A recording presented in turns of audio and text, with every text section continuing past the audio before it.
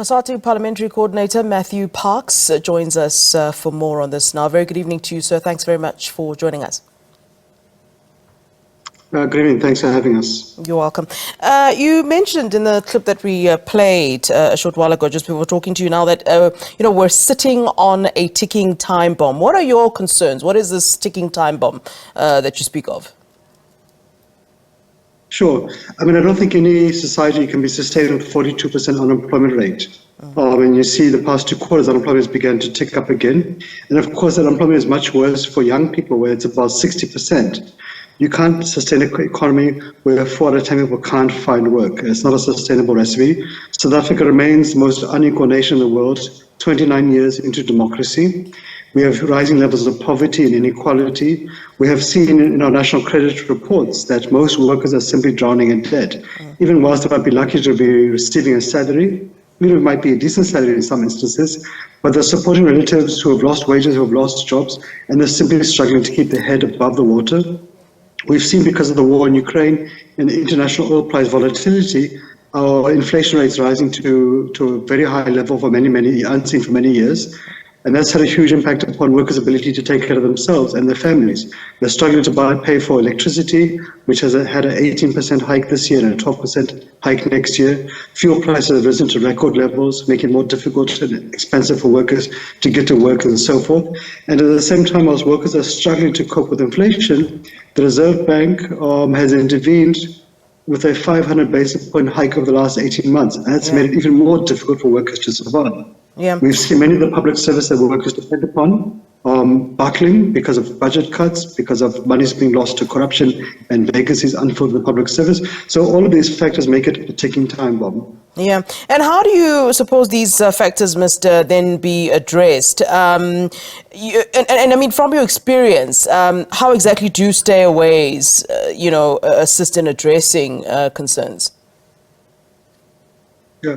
So look, a stay away, a strike, a protest, a march, it's a chance for workers to air their views, to put a spotlight on their grievances, to make sure the government hears workers' anger and frustrations, and also to the employers as well, and to say, here's what we expect you to do. So, we listened to Professor Rousseau's comments, and I think he misses the point. The point is to put a spotlight on workers' anger and frustration, and make sure that government and business hears their frustration and does something about it. Yeah. And that's exactly what has happened. So even before a single worker has marched tomorrow, we've achieved what we wanted to achieve, which is to put a national spotlight on the struggles of workers. And of course, we now have specific actions we want government to undertake. So for example, we're saying, can the SOD grant, which has been a useful poverty alleviation tool for 8 million unemployed people, can it be increased to the food poverty level? It hasn't been adjusted since 2020 when it started. Can we increase the presidential employment program to accommodate at least 2 million young people to help them get their feet into the labor market, earn a salary, get experience, and become more competitive in the economy? Can we accelerate the infrastructure program, which has already been allocated funds, but has been quite tepid in its rollout? Because that will help stimulate the economy. We've made good progress with Treasury around the 2-part pension reform proposals. We just need to make sure that those come into effect on the 1st of March, because that will give relief to millions of workers who are drowning in debt.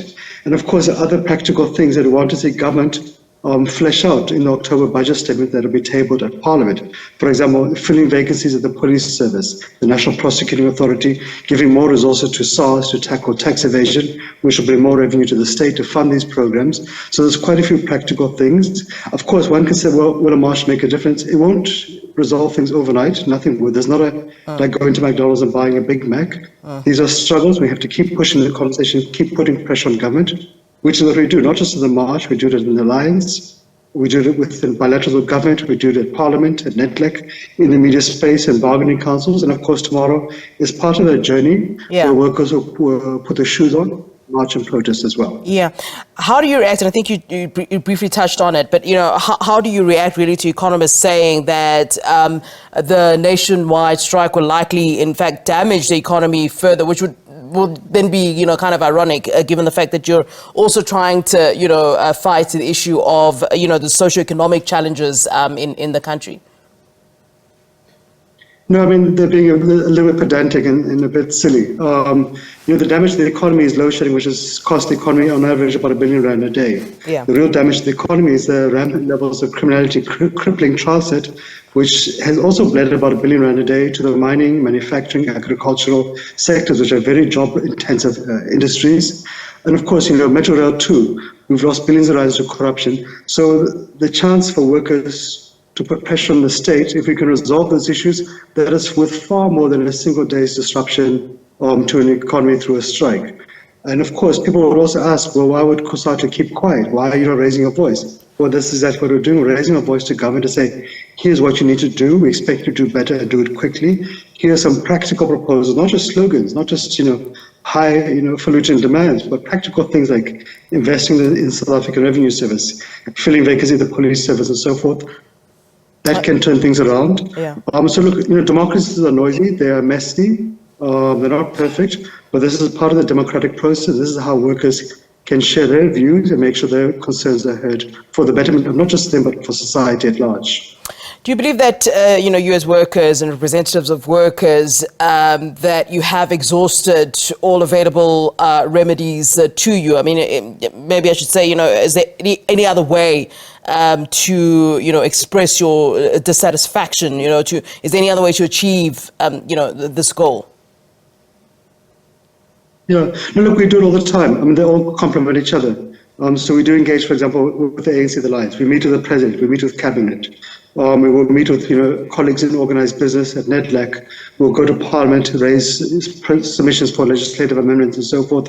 Our unions are involved with industrial master plans with colleagues from business and from government about growing the sectors. And those are all important, but also this is also part of the process of kind of pushing the conversation further, putting pressure on government. And if we were, to be honest, just sitting back and not just pushing pressure on government all the time, we would not have achieved the many victories we have managed to achieve against great odds. We managed to release 64 billion rand from the Unemployment Insurance Fund during COVID to help almost 6 million workers. Government had wanted to stop it halfway. We forced the conversation, let's keep giving relief. Government had at times stopped the SOD grant during COVID-19. We had intervened with government. We had made noise in the public discourse. We put pressure at NEDLAC and Parliament. We got it reinstated.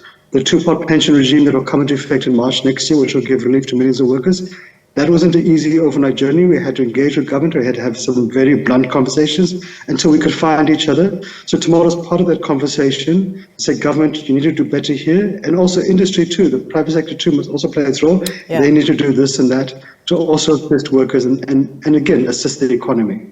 Matthew Parks, thank you very much for giving us your time. We certainly do appreciate it here on SABC News. That's Cosatu Parliamentary Coordinator Matthew Parks.